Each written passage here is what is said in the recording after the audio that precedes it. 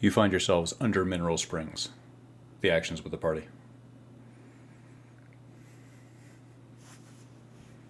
Chucky goes for the ladder. I think he wants to go down first. Rain will happily get out of the way. How clear is the water here? Not very. It looks like some viscous substance has mixed in and swirled with the water here. The water is relatively still, Jucky, so any adulterants quickly pollute the pools of water that have collected in the grotto here. How's the footing? You're in about a foot of water right now, but your footing feels secure. It's a little slippery underfoot. Oh, so that's what I was worried about. Okay. You don't think you're going to be fall. You don't think you're going to fall, but you should be careful as you slosh through the water. Jucky yells up, "Watch your footing in the water." Oh dear. Just for clarity's sake, the ladder that is due north of us, is that leading up or down from our perspective? Down the ladder that currently no way is at the top of. Is that what you're Due asking? north is where I'm hanging. That leads upward to a small outcropping. Got it. You think that small outcropping would be a suitable spot to take a short rest.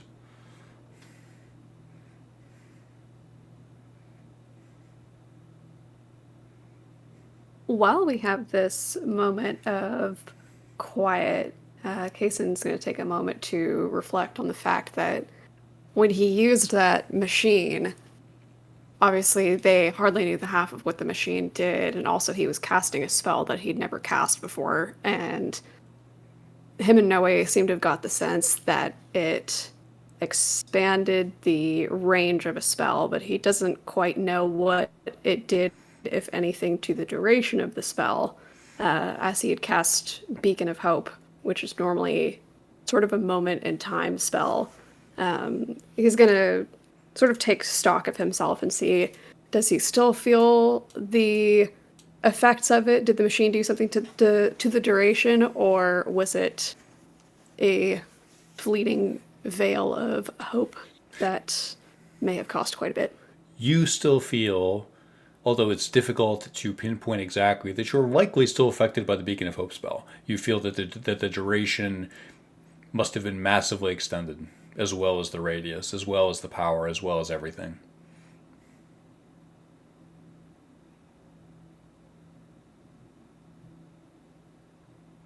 And you have great confidence that Ilmater bestowed this blessing.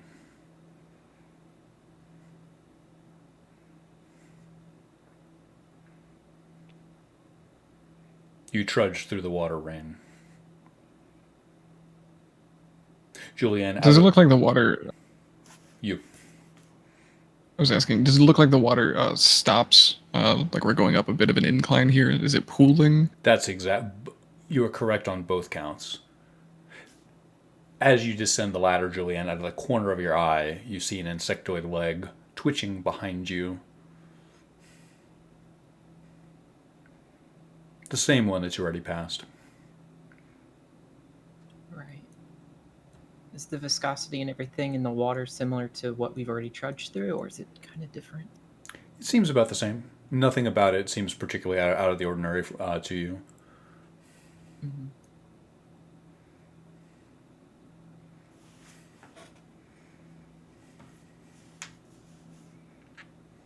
Well, I think if we want to catch our breaths before whatever, he gestures towards the giant splattering of blood on the ground. Whatever that is, this is probably our last bet. Rain will take the first couple rungs of the ladder up to test. You do so. It's waterlogged yet sturdy. Try to poke his head over the undercroft. It's a small ledge, about 4 feet high.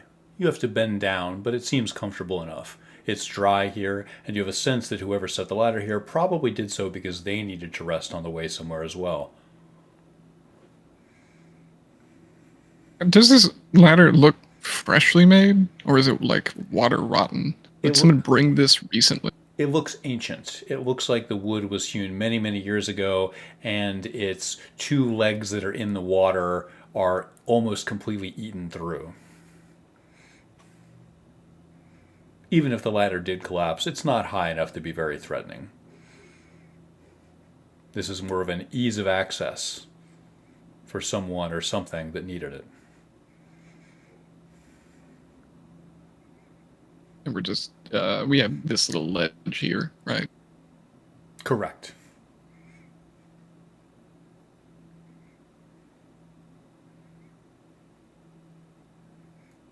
How, so once up the ladder, is it possible to go towards the left? You quickly find a concave mineral surface.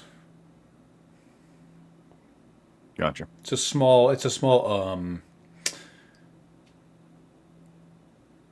water carved cave here at the top of the ladder. I assume climbing up here doesn't really give us any any different vantage point further down the cave or anything like that. Not really. It's not high enough up to really be a good lookout point. It essentially just shows you where you just came from. You have a better view of the ladder, and you can see the ramp that you've already used. If you had come in a different direction, you sense that maybe this could have been enlightening, but for you, you've already been this way. Arsinoe, you are walking through blood.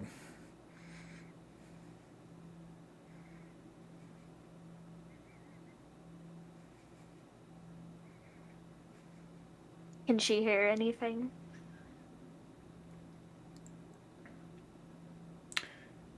You pause for a moment and hold your ear up to the cold cave air. You hear droplets of water, and somewhere distantly you think you can hear a chittering sound. Hard to say if it's significant or just the natural sounds of the cave. More bats? It does sound like a bat.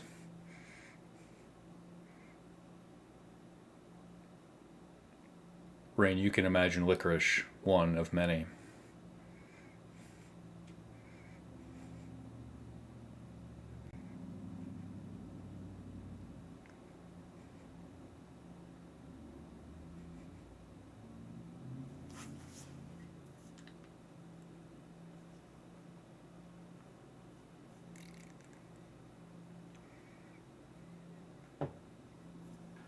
Okay, so you said this affords us a short rest, right?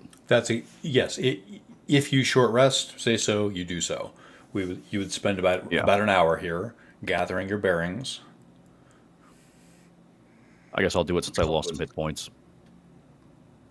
Noe looks horrified. What is there? You're not taking a short rest. Is there?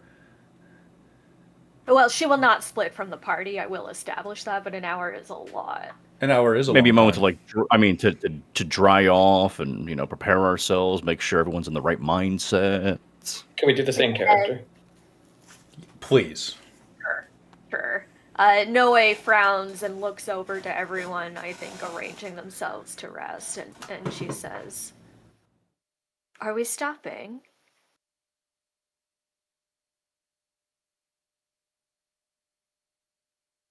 Rain will quickly side-eye everyone that's on the ledge. You'd said that you took some damage. I don't actually in person remember why. Because I Loth Shrine. Right, the mocking, I forgot. So there's no physical attributes that look like we were worse for wear. We're just sodden and kind of miserable being in a cave for a minute. I suppose you do bring up a valid point. No way. I figured I've carried us this far, and stopping could cause momentum to lurch. She lowers her gaze and just says, "We just met my mother. She's covered in blood, and my brother is here somewhere in this cave. I hope to intercept them before anything evil happens." I can't argue that much. He'll inch his way around those gathered around the ladder and attempt to come back down. Yeah, nor can I. I'm fine to keep moving, but if we do take a rest, I can always take time to whip up a potion or two. Yeah, I think he'll take like a shorter than short rest and just take like 5 or 6 minutes to grab a quick drink of water and just arrange things, make sure everything's in order. You know, they say people who travel the road often need a lot of rest, and I know that applies to us. But I've read that if you hold your breath really tightly and think about what you need really hard, you'll receive what you need. This is in the Aid for Azuth book. I've read it, and now you all know it. Tilda casts Song of Rest. You all experience a short rest. And so be it. And I know you mentioned you're not much of a spiritual person, but that sounds like you're reading Psalm.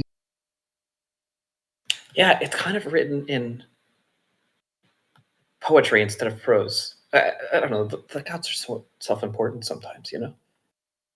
Sounds like one of the weird self-help books that pop up in Waterdeep now and then. I've read some. As have I. They're not so great. But I understand the fundamentals they're trying to get at. I agree with Noe, though. We should move.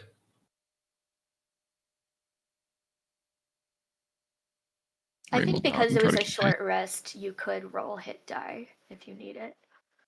Yeah, you can. Yeah, I rolled 2 hit die just to make sure I got the 2 hit points back.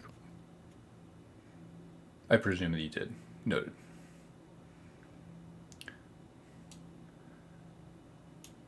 No way. As you scramble up this ramp leading upward, you see a massive, gooey, circular organ here. It has an ovoid shape, and one end has a bloody stump, perhaps 2 feet in diameter, where something was hacked off. The smell of chitin and blood is everywhere in the air. The air is very still down here. This organ... I wonder if someone... You. No way, I think, can't quite keep her gaze on it, and she says, I wonder if someone's trying to reverse an ascension. Looks Whenever- ready to reverse to me. I tend to agree. Whatever has done this seems to have done it brutally. I don't think this is so much the work of a man with a sword. Does it And it's smell? spread out. Something would have to be strong to drag all these pieces so far apart. Very. The pool we're in Is is this- still, correct? Yes.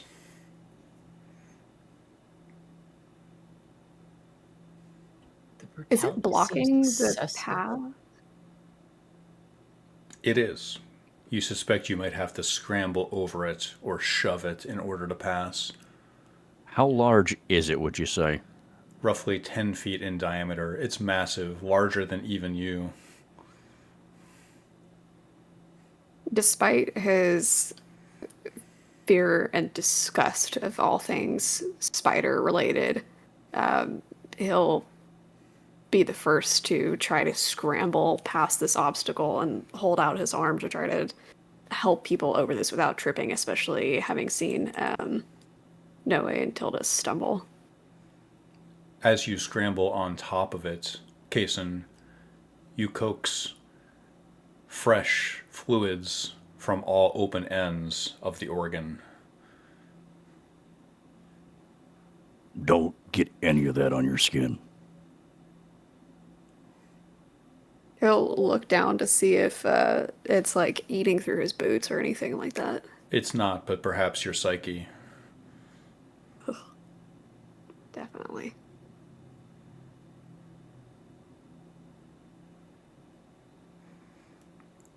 Is the- Would it be possible to look at the wounds to see what kind of weapon made it? Yes, a very, very, very sharp one. So it looks almost surgical? Correct. And yet previously, what did the wounds look like? Like rips, tears. Mm-hmm. The stump on the front of this looks like it was done with an impossibly sharp weapon. A Vorpal blade?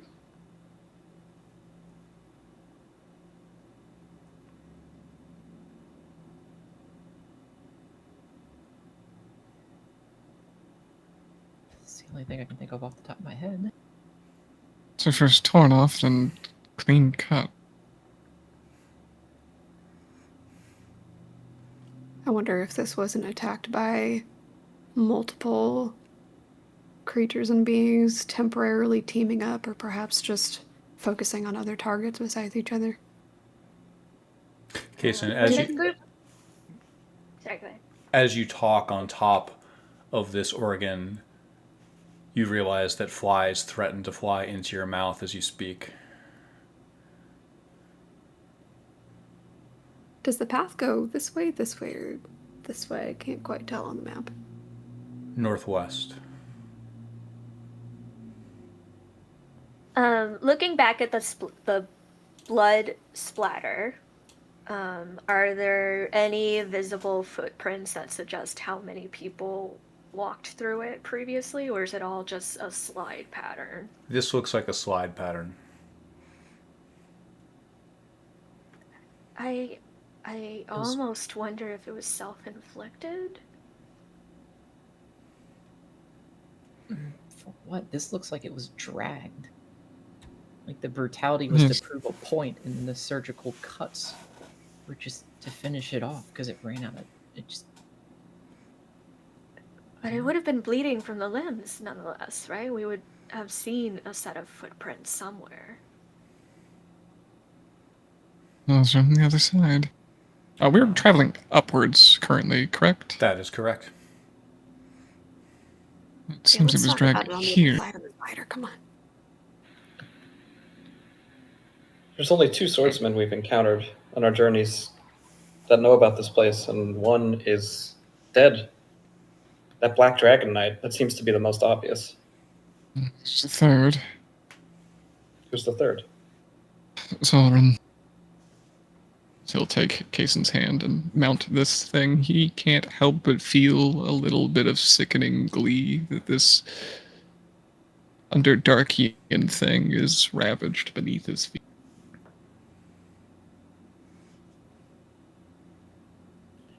Is the smell pungent or horrible?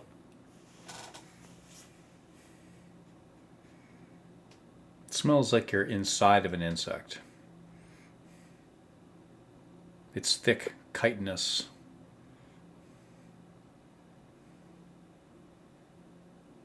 Like a bug after you've squished it, Tilda. Does it Sure. look like Kason's taking point to help everyone over? In case Rain will try to drop down on the other side to make space. When you drop down on the other side, you see something.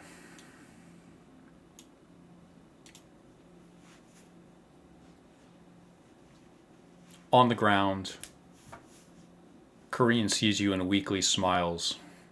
Her body does not exist below the stomach, and her skin, normally the color of the sky, looks like a painter blended in too many clouds.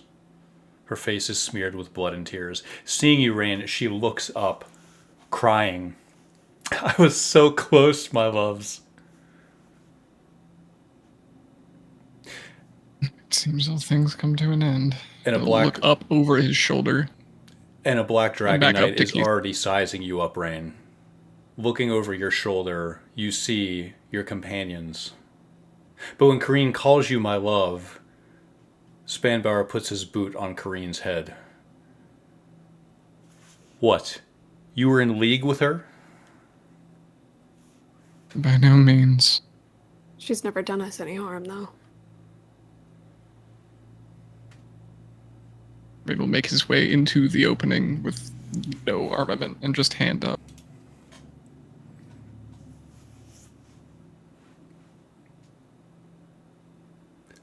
She wasn't. He makes eye contact with you and crunches downward with his foot.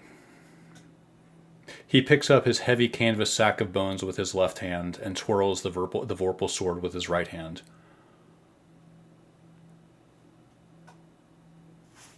Onward and upward. Carry on.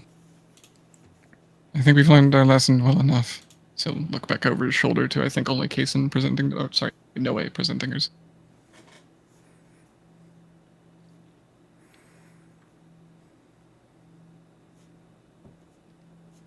I don't think this is a particularly great chance to intervene, Noe. No, we cannot win.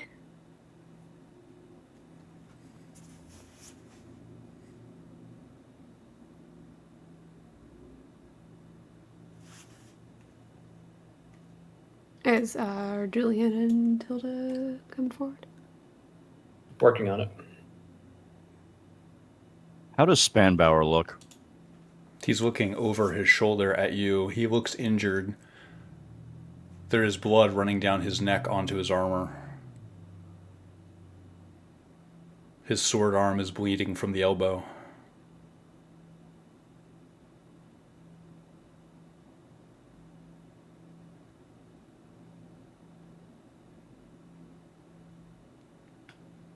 Tilda will stop short when she sees who it is. He is walking backward, Kind of back up. somewhat cautiously. Yes, he sees you, Tilda, and seems to understand. He's backing up, looking like he's prepared to drop the canvas sack of bones if he has to. Making eye contact, waiting for him to say something if he does. He's slowly backing up. Over his shoulder, there is a large limestone channel leading downward.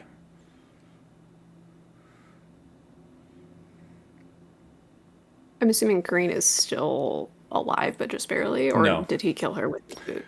Oh, okay. There is no Kareen below the belly button, and her head has been mangled.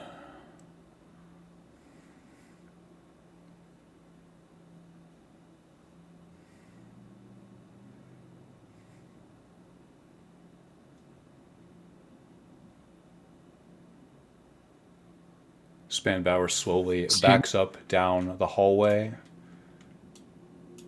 and the last thing you see is the glint of his sword.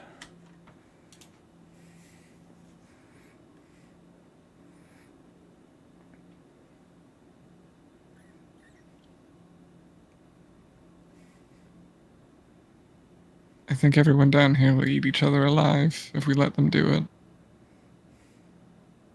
Best not to poke the bear while we have the chance to. Then let's watch the feast.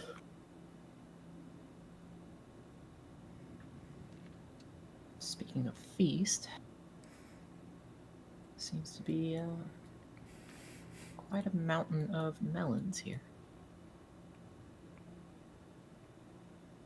That's exactly right, Julian.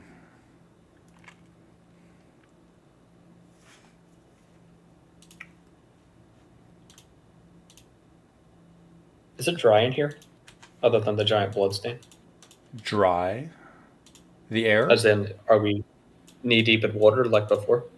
No, this is a high ledge. This is a slab that is away from the water. Does it look like someone or something has been eating these melons? It does. Some of them are cracked open, perhaps to be inspected. Go ahead. I was going to ask if there's a roll I can do to get more on, like, were they, like, punctured with fangs and sucked on? Were they chopped open and bit into? No roll necessary. We can just talk about it. It seems like some of them were split open, almost as if they were going to be inspected before consumption.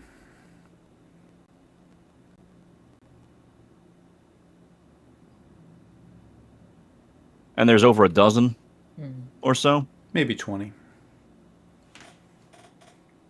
Some of them are still closed. They smell and look exactly like they do on the outside.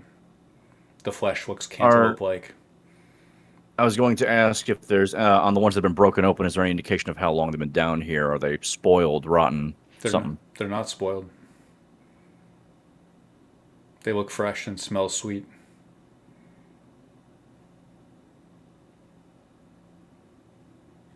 Are there ones that were split open and don't look like they've been consumed at all? Yes, all of the ones that are split open don't look like they've been consumed.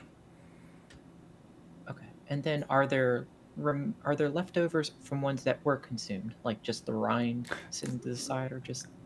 There are not. There are no empty rinds. It looks like they were being prepared for consumption, Mhm. but it's difficult to see the evidence of consumption. Can I take a couple samples of the ones that were just split open and left? I'm kind of curious. You can, and you do so. You take It's sun. more of a You take Sorry. sunmelon samples. Go ahead, Rain. Rain has been through this town for decades at this point. The Correct. primary source of agriculture here has always been the sunmelons, No, it or is has. this a newer? No, it hasn't. How long have the sunmelons been the primary source? Is this the first year? No. Gradually, you remember Laird's father, who you know as Old Man St. Cyr, had slowly failing health and then eventually died. And around that time, it seems like you saw his son attempt to elevate the town by growing a new cash crop.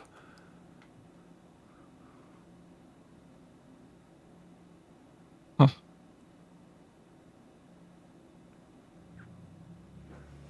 It would have taken help to move these things down here, right? With Yes. so many sunmelons. Yes. Nothing around that just aid in carrying these, so I mean, in that case, they probably carried all down by hand. I was going to say, out of character, that we saw a cart in disrepair back there, but there's no signs of a cart being used anywhere in this area, correct? Not that you can We see. also, many sessions ago, found a cart near the main entrance of Mineral Springs. On the Very outside. true. You're right.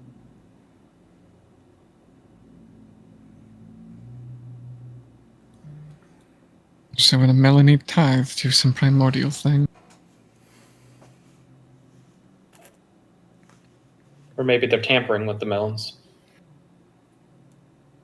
Okay, so you guys don't know either, right? I was gonna ask what's with the melons. To be honest, I never really thought to look into it. I thought they were just melons. And you And guys the all area found had a climate good enough to grow this kind of cash crop. Well, why are they all Forgive in the me. cave? I don't know. This may not be evident to you, Chucky, but the master of sunmelons in this land is Ed. He oversees all the harvests.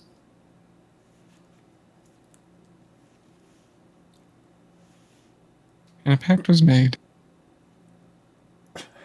Two old friends. I would presume he nods further into the downward slope. We'll find them just ahead. Very likely. If he poisoned these things and he's selling them to the fist, well, Well, I guess that explains why he killed Elias. I have a feeling he's not doing that, but these are potentially a component of something bigger.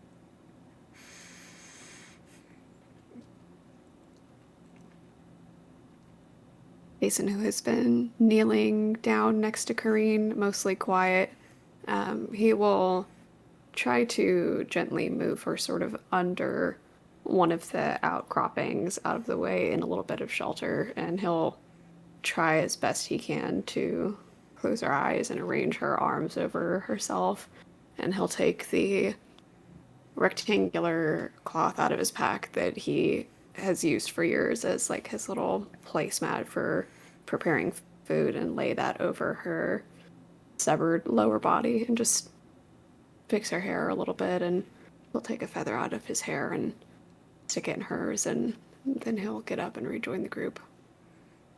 May your next life be gentle to you. You do so.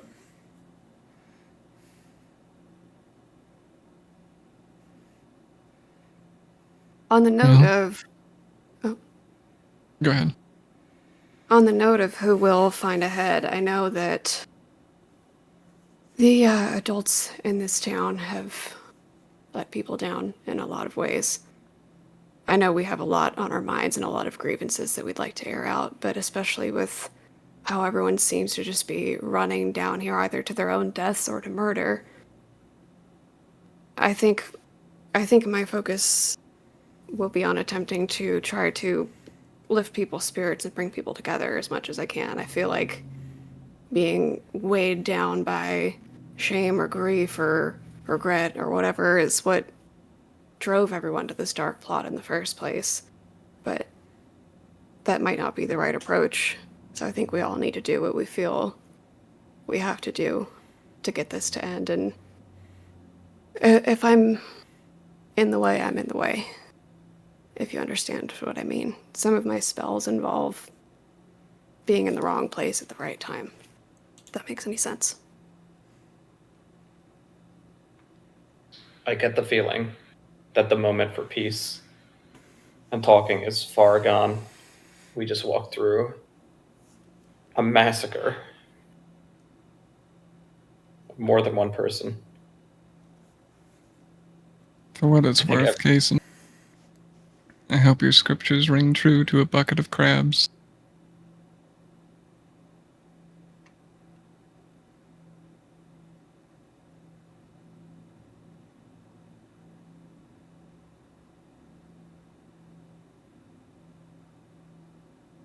Is the area we're headed to kind of dark looking? It is. It looks very dark down here. But Even- Spanbearer didn't have like a light of any kind. He just kind of walked into that darkness. That's exactly right. You think that you could walk into that darkness too, Jucky. It's not that difficult to navigate. And far down below, you think you can see the glimmers of something reflecting off of water.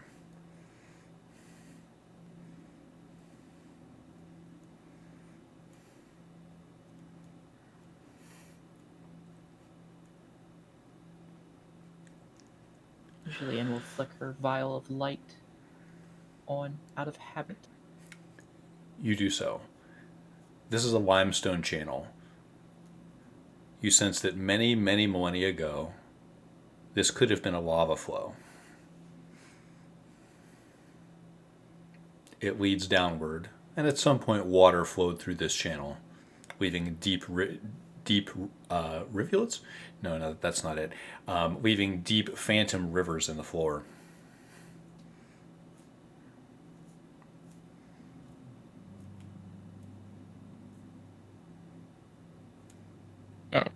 Does it seem to be from here on, it would be single file, or could we group up to some degree? You could group up to some degree. It's not terribly cramped. At its widest, this channel is approximately 15 feet wide.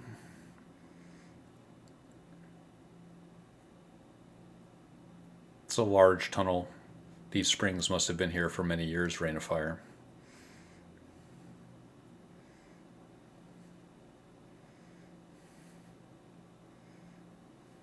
He steps in.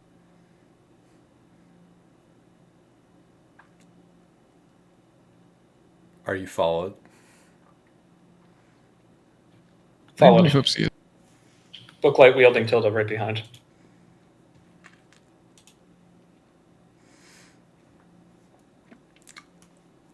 There is a rushing sound as you descend down below the water table.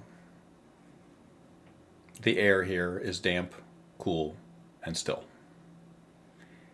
Every surface is limestone, the color of mutton fat that has been pitted by millions of years of water. As you walk down the ramp, you see that it opens into a massive cavern. One moment.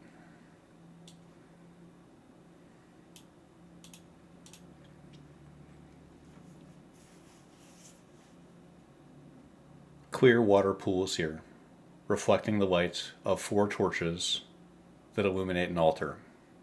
On the altar is a pile of bones. In the water, a massive creature is circling. An aboleth. It instantly probes your minds with massive psychic power. Growing high on the ceiling, stubbornly affixed in the divots of the worn limestone, are little white flowers. This may be one of the few caves in Faerun with the exact conditions to allow this. Zanaya is here. She leans down and her horn touches the pool of water. The water clears. She looks up at you and studies you with a sad gaze, Arsinoe. Standing ankle deep in the water is Ed, cradling the shape of a body in his arms. Seeing you, Ed looks over. The aboleth swims faster, disturbing the mere sheen of the water. But between you is Spanbauer.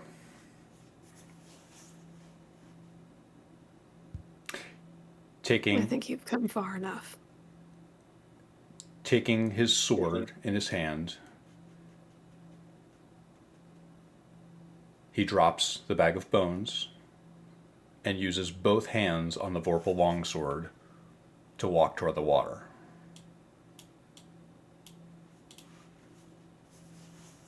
He takes 3 steps.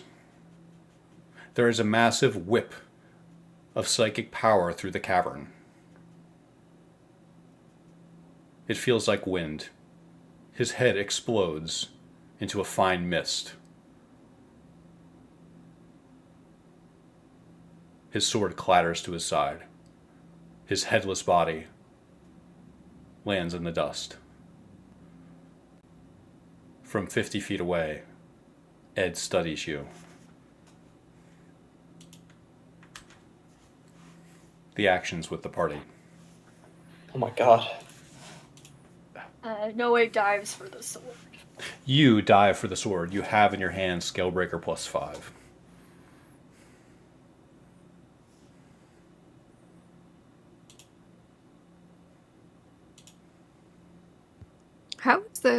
How is the unicorn? Is the unicorn looking okay?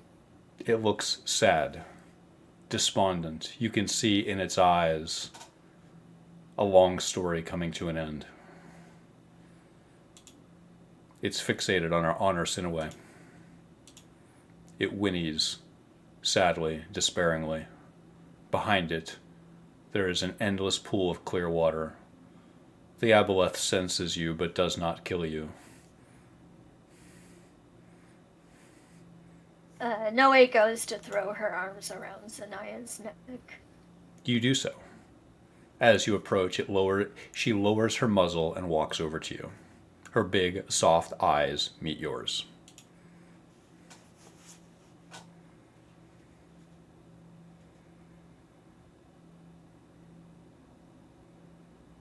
Were you here the whole time? I'm sorry. I'm here now. She whinnies sadly.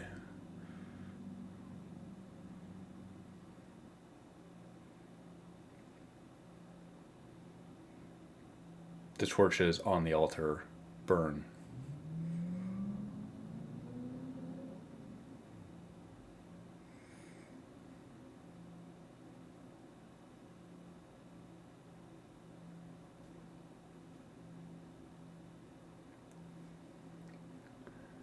Does the energy from the aboleth feel Electric. It feels electric in the air. Everything down here feels charged with psychic energy. Do I feel like any emotion associated with it? Like, does it feel malicious or is just is? It doesn't feel malicious, simply present. As if it can feel you breathing. Under the water, you spy its inky black shape. You can see its huge maw. Do I get the feeling that since this feels almost neutral in my mind, that this is not the source of what we're fighting? Or is that a conclusion I don't have enough information for, maybe? You're free to speculate. Jucky, you realize that a fine mist of Evan Spanbauer is on your armor. And a cap.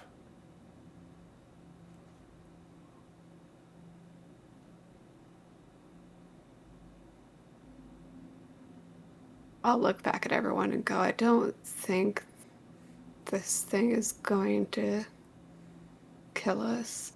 At least not just in response to us walking through. Does it understand us? I don't know. I think it understood a man trying to cut it in twain. I would make strong assumptions. It knows quite a bit. Aboleths are extremely intelligent. They probably understand what we're about to do more than we do. I feel like this thing probably knows everything that's happened in town. Is Perhaps any of even it caused above it. the water? Is it all below the water? He'll approach very slowly and just kneel down near the water. His hands are nowhere near his weapon, but he's just gonna kneel down and look at it for a moment. Kneeling down, you see a long creature with multiple tentacles behind it. It seems muscular and powerful. As you approach, it feels like pinpricks on your skin, like you're gazing into the sun, but the sun is psychic energy.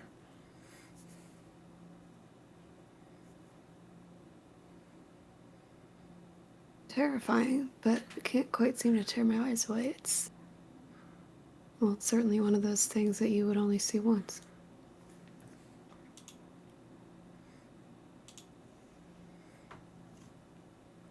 Definitely a tale for the tavern once we leave this place. Just so we know. And I'll look at Rain as I say this. They're more powerful underwater. I really hope it doesn't come to that. Ed sees you generally approaching, and while holding Laird, takes a step into the water. He's now shin deep in the water. The aboleth swims faster. Whoa, where are you going? In case, and we'll jump up. Ed sees you and makes eye contact. Laird is in his arms. His eyes tell you everything about where he's going.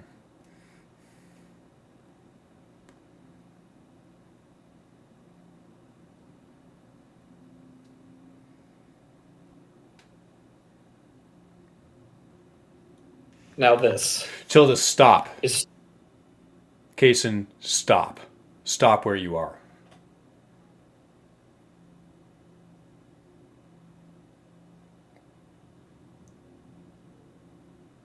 Seeing you approaching No Way, you hear Ed call across the cavern to you. His voice booms. This is what your father wanted!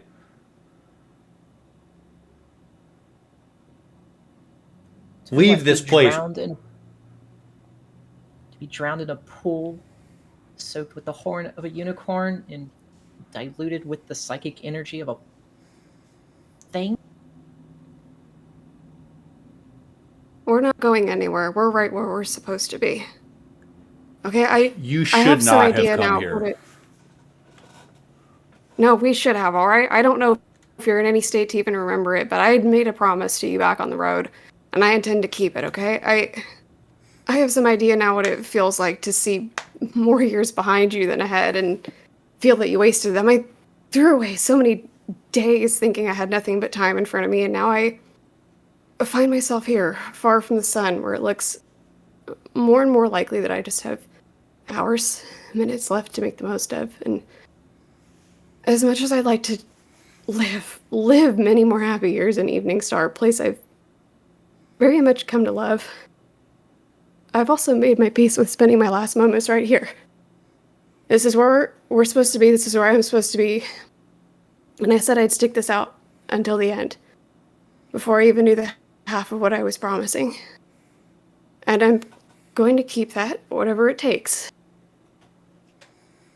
So, it's you, okay? You decide how many more sunrises I see and how this goes. But we're not going anywhere. As you approach, Ed takes another step into the water. He's knee deep. Ed, You see that. Go ahead. You. is my father awake? No. His consciousness has left him days ago.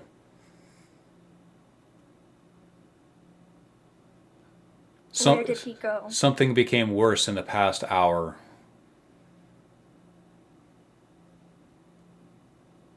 I think you and I both probably know why. You did something on the way down here. You tinkered with his things. As usual, you intervened in things that you don't understand. We did all of this for you. He did every bit for you. And the best you can do is intervene. Stay away, turn around. If you love this city, leave it. There's still time. Julian might have figured something out. It's not about that. I just want to kiss him before you take him.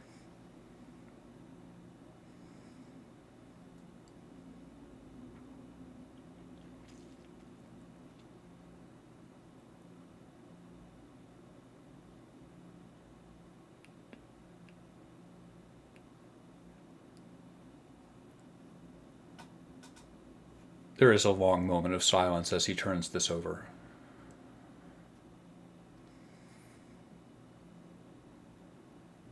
Can I trust you, Arsinoe?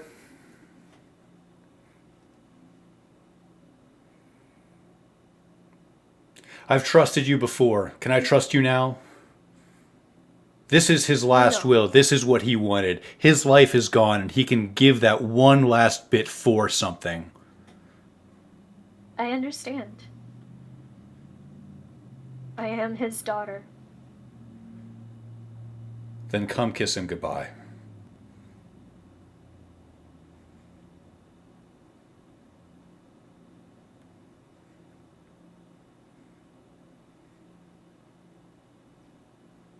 You see, in Ed's arms, your father is completely catatonic. His mouth hangs open.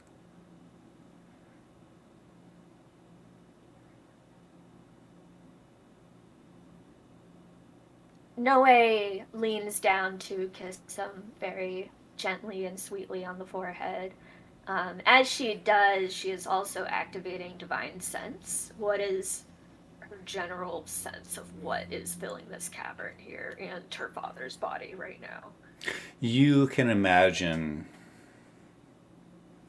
You cast Divine Sense. You reach out and hope that Shantae blesses your way.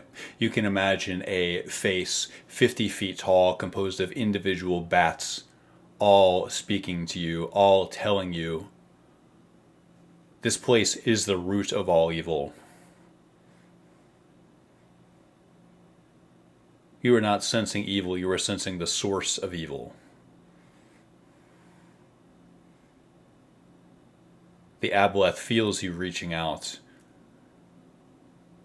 You can sense its tentacles moving the water as it swims, sensing and waiting.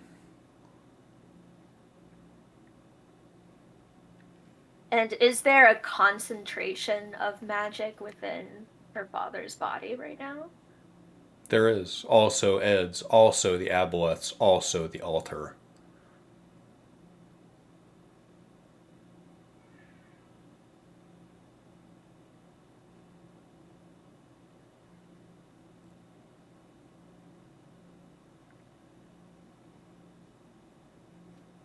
Is her father still divine in any sense, or is that connection completely severed? You sense his great divinity, his great power within him.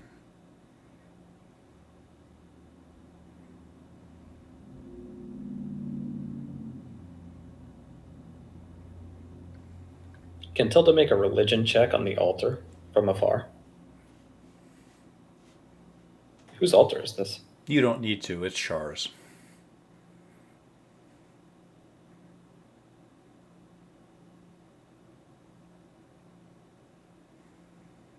And Tilda, looking at the aboleth, who are they?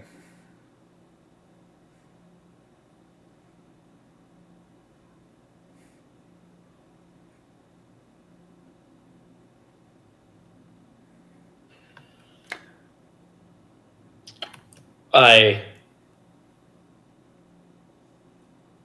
will look at the aboleth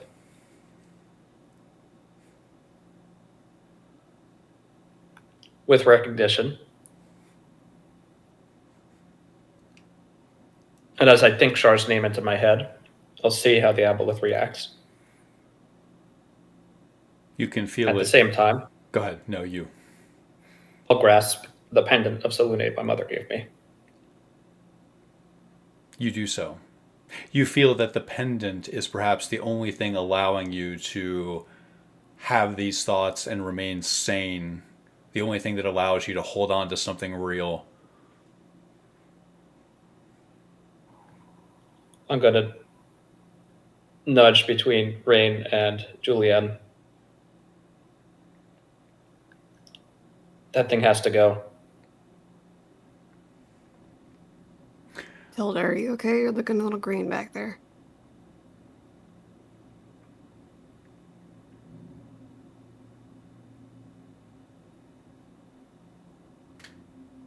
Ow.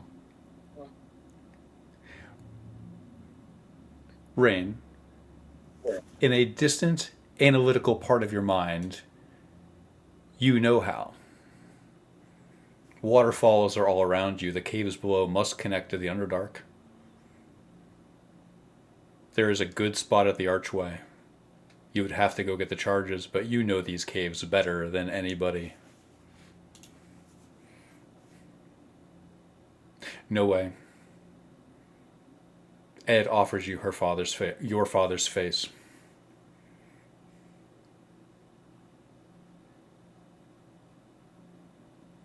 His blonde hair occludes his left eye. He looks peaceful.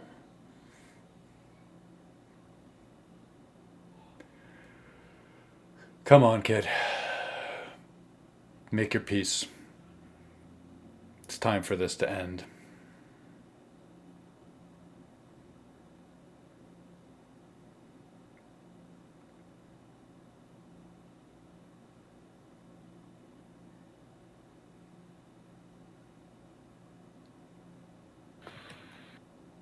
Tilda will advance Look, if past you're- Kaysen. If you're going to be walking in there, let's not be enemies. You've had plenty of chances to hurt me. You've literally had a knife to my throat, and you haven't hurt me yet, and I don't think that you will, so will you take a leap of faith for me? If you're gonna walk in there, please take something. It's a protection spell, but it only works if you trust me.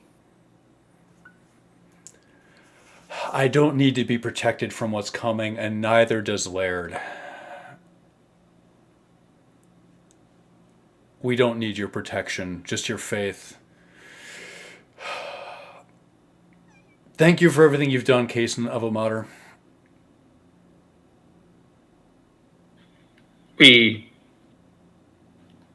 No way. Tilda, can you come hold this? She's holding the scale breaker out to her friend. I'll grasp it. It is impossibly sharp. It feels light. How heavy is it? It's extremely lightweight. You think it probably weighs under 2 pounds. It is feather light. Something about this reminds you of your father, even though you've never met him.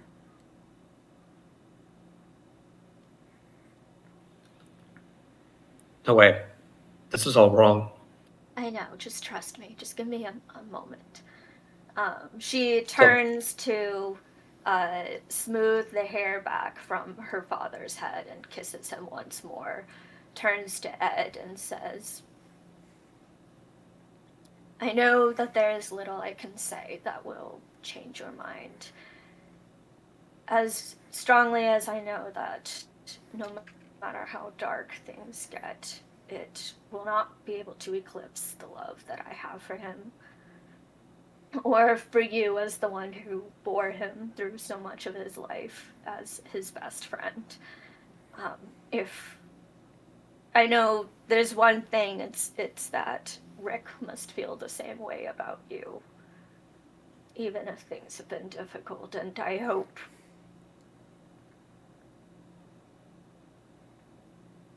you know that I love this town as much as you do, as much as my father does.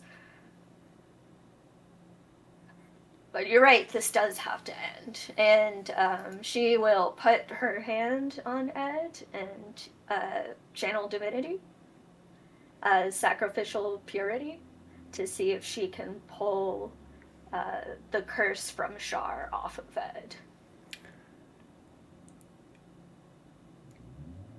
You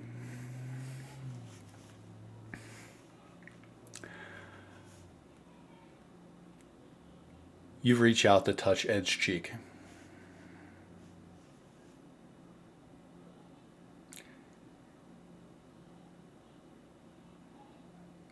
He headbutts you, his skull smashing into your temple and knocking you back.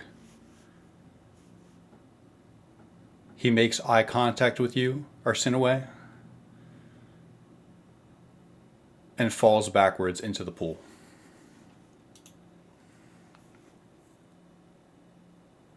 There is a serene expression on his face as he lands with a splash.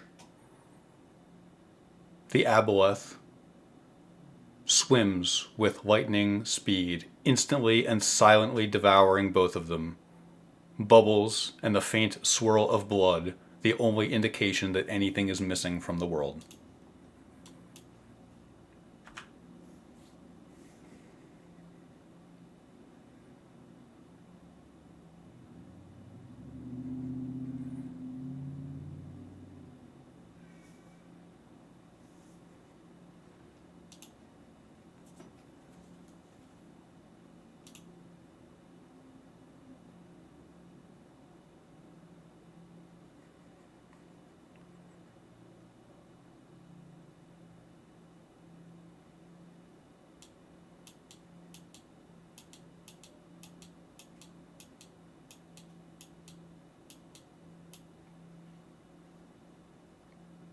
And Arsinoe. Zanaya approaches you. In this moment of shock, her big, soft eyes meet yours, and she nuzzles your face. Her horn touches your chest plate, right over your heart, and she taps it there, giving you a chance to allow her horn to purify you forever.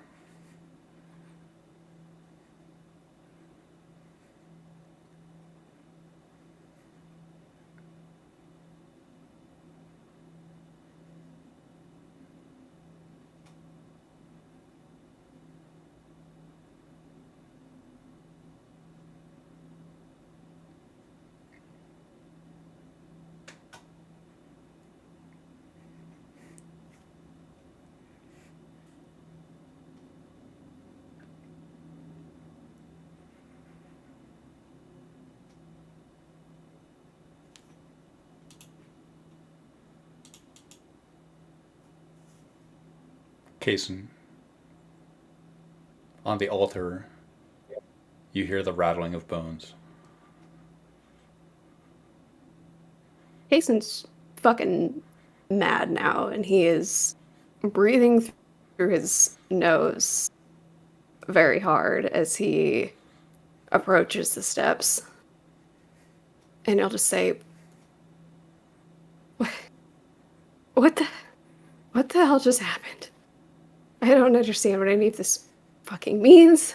And he's gonna take his mace and just start blindly swinging at this altar fruitlessly.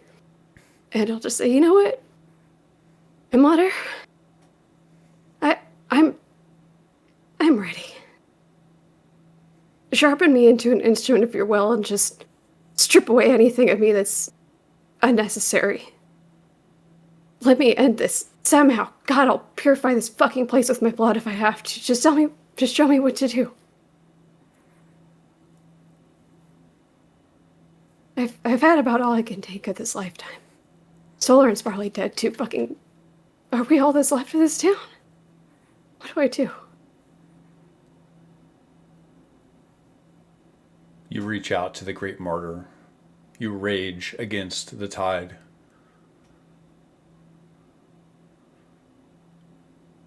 You sense the aboleth seizing your misery and growing in power.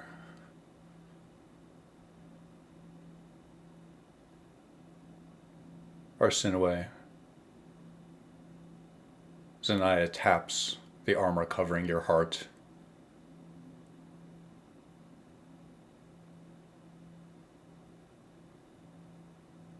Rain, we need to get them out of here. Agreed. Noe is understandably sobbing, although it is silent. It is nonetheless ugly, but as Zanaya approaches her, she will accept what is being offered her.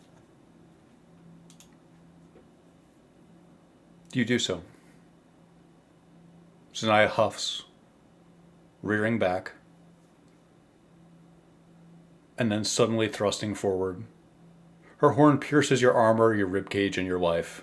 For a moment, your body ragdolls on her horn as she crouches with all four legs, skewering you, before she tosses you into the pool to join your father. The aboleth's maw finds you. Good night.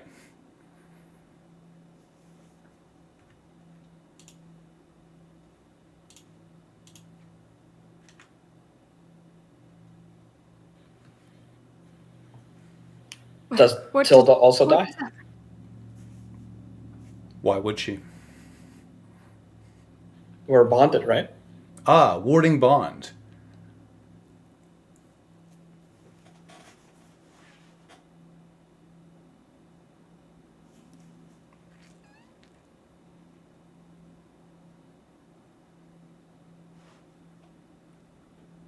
Do you want to die? No way No. did. Do you want to die? No. You feel... Point of clarity, I didn't actually want to die, but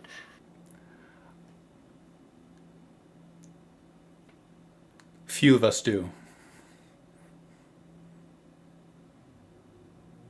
Tilda. Psychic anguish rends your mind. You hold on to life. Your nose bleeds. You cough up blood. You sense the aboleth pleasingly helping your blood coagulate and clot in your nose.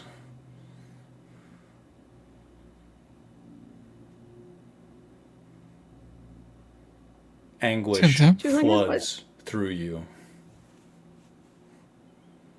Julian, what happened? I just looked back and Noe was gone. That What? we need to go.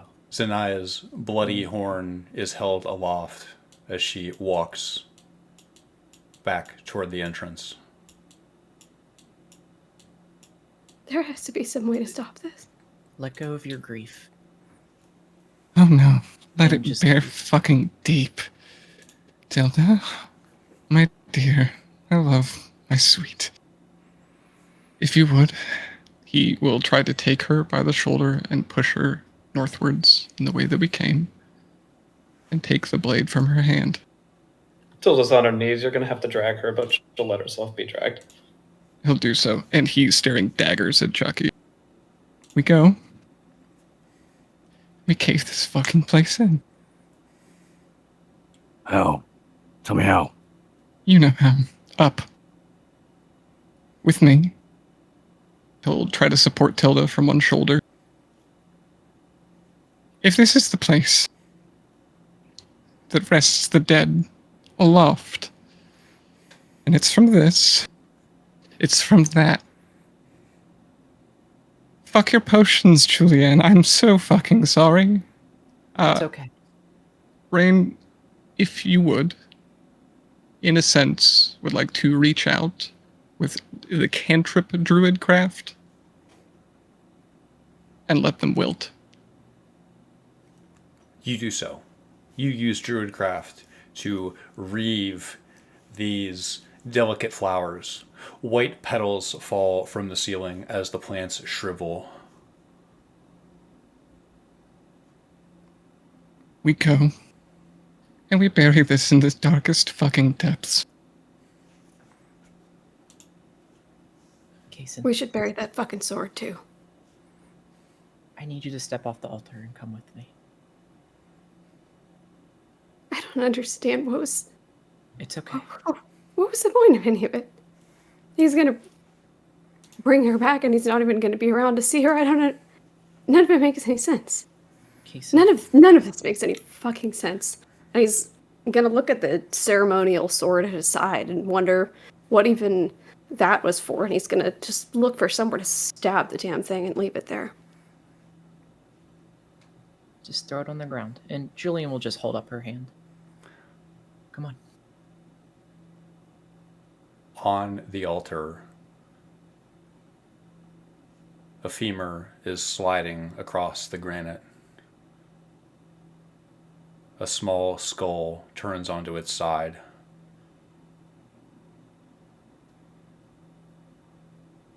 The fuck is that? Kason.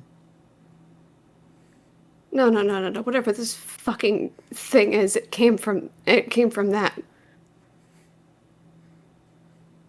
He's gonna start trying to push all of it just right in the water.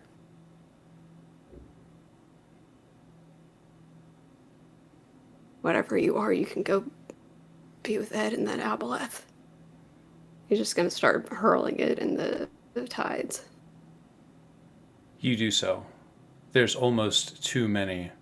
You throw bones into the water as other ones approach each other and start to form something coherent near the altar. You throw a hand in, the phalanges break. Moments later, the waterlogged phalanges crawl up out of the stone, crawl up over the stone toward the altar. Kason, please. He's gonna start backing away with a horrified expression. The jawbone finds the skull. Julian's just gonna grab Kason's hand and just start pulling him. He's running now. The left leg finds itself. Rain. You have a moment to make a critical decision. The charges beckon for you to get them and set them. You imagine a future where Evening Star is a salty marshland and much of the Underdark is a watery grave. Do you? He does. And Kason, Noah's still standing? No.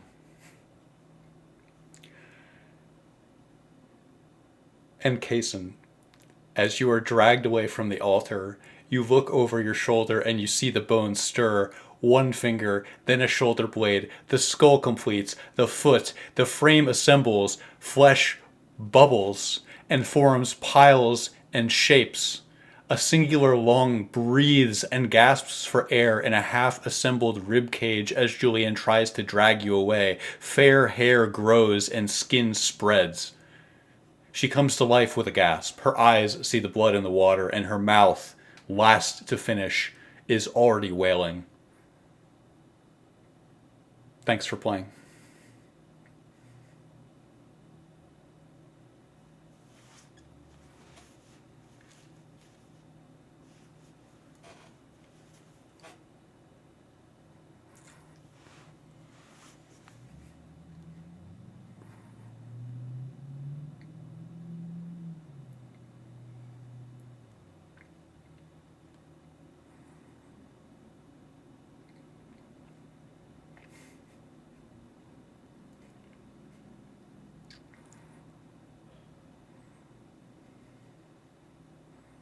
Fuck.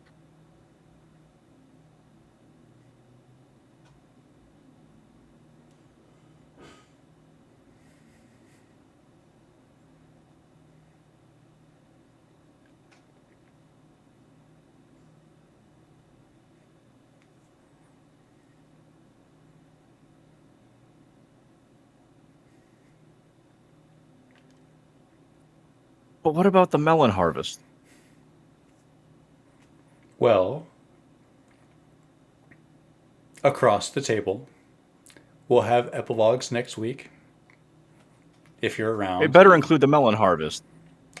I fear because this campaign is going to be run again with many of the same players, I fear you may not have answers to all of your questions.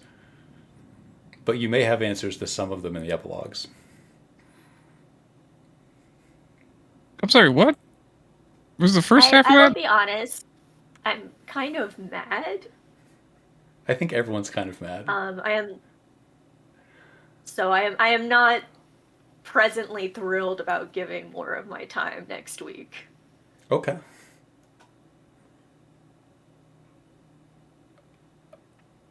Should I not write epilogues? Is that